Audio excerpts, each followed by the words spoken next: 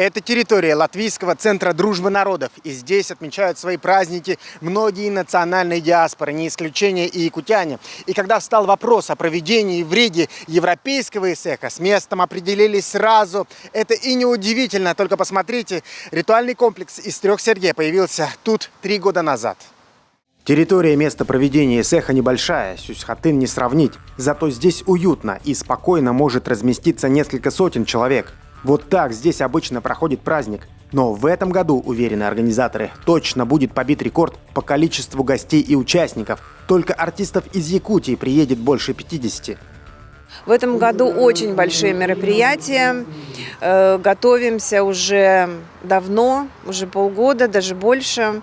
Планируют приехать земляки из всей Европы, из 13 стран, даже Африка. Поэтому стараемся сделать все как можно на выше уровне. Главное, чтобы люди приехали, потому что они делают ИСЭХ.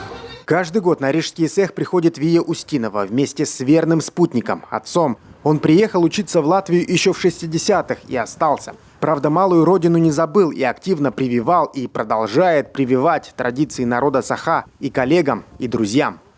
Я помню, студенты приходили, преподаватели, которые учились, и работали преподаватели, и праздновали у нас дома, я помню. Мы в лесу собирались и праздновали ИСЭХ. Несмотря на то, что Якутия далеко, хочется как-то собраться вместе. Узнать о далекой Северной Республике в Латвии в скором будущем можно будет и не только во время ИСЭХа. Интерес к Якутии в Прибалтике большой. В перспективе вполне возможное сотрудничество в сфере туризма, ювелирного и гастрономического бизнеса. Было подписано соглашение между общественной организацией наших земляков-якутян, проживающих в Латвии, и культурно-спортивным комплексом «Лида».